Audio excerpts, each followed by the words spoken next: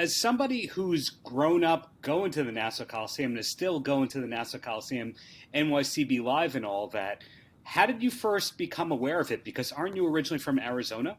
Yeah, I am from Arizona. Yeah, so I got introduced to the position through an industry colleague, and saw this as a really great opportunity in a really great market to lead the reopening and get this building back humming again like it used to. So all the stars aligned, and I made my way out here.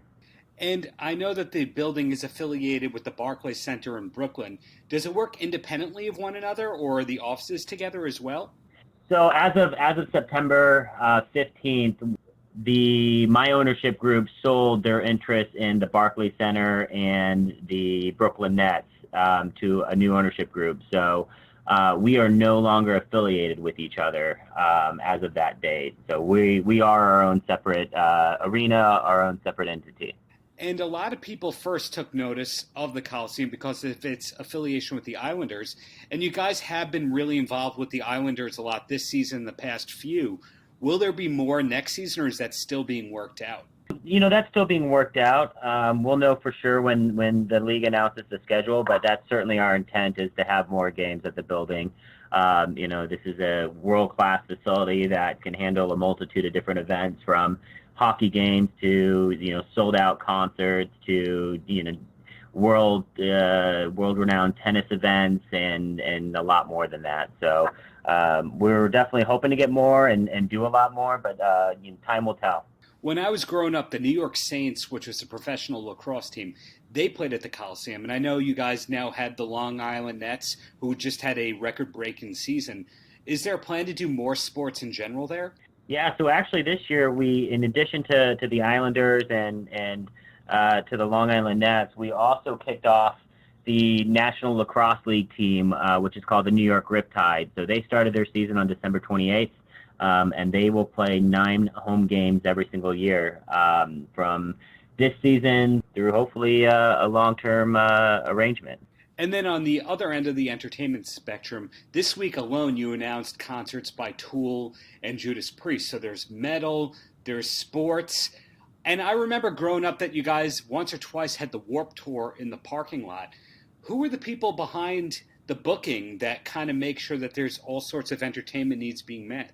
So yeah, I'm the one that is overseeing all the booking here at the facility. So our plan in the beginning when this building opened was to provide a diversity of content. Almost you try to give people what they've been missing over the years. So when we opened the building, we had Billy Joel, we had Stevie Nicks, we had Mark Anthony, we went into WWE, we had Idina Menzel, Metallica, Barbra Streisand, The Weeknd, J. Cole, Maxwell. So it was just a wide range of different artists within those first few months that we opened that kind of led to, the diversity and really kind of show what the market can do for the building.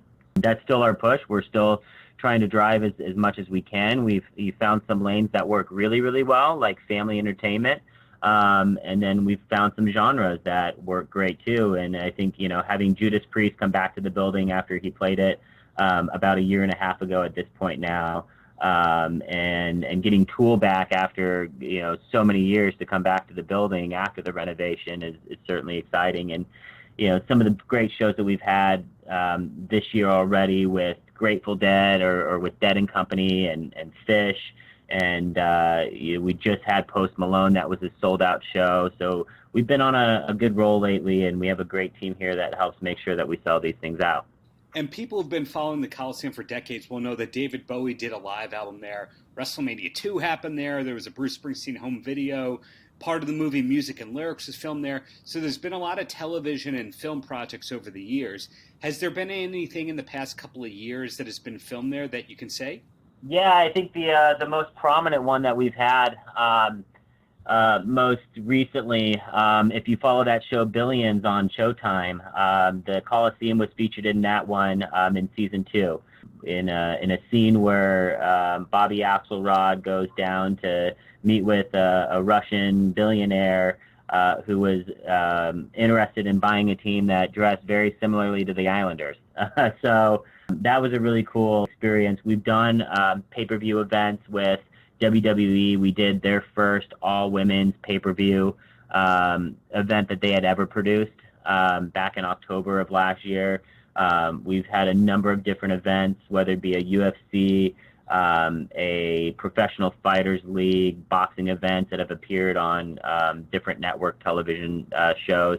So, and then certainly our tennis tournament that we do every year that's called the New York Open. That tournament's actually broadcast nationally on the Tennis Channel, but internationally as well through multiple different countries across the world, which is great. So we're trying to do as much as we can to get all the coverage on television or otherwise as we can. And you mentioned UFC before. The Coliseum has also had Bellator. And then if you look in the basketball space, it's had NBA, yet it's also had the Harlem Globetrotters.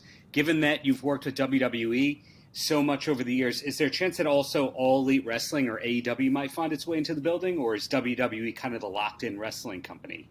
No, I mean, I think the potential of that, is no more or no less than any other event coming here. WWE certainly doesn't have any sort of exclusive agreement, but it depends on a lot of things, whether the dates work out and the timing works out. And WWE has been a great partner, and wrestling has a great fan base on Long Island, and we'll see what happens in that space as AEW continues to grow and continue to look for more dates for their events.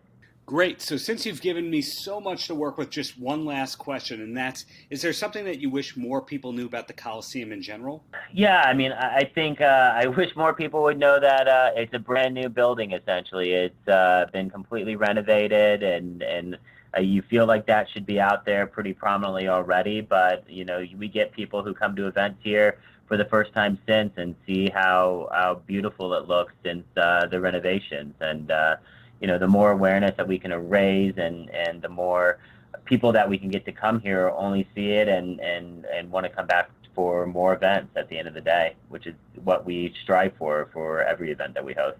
Thank you very much again for your time, and have a great rest of the day, Nick. Great. Thanks, Darren. Paltrocast.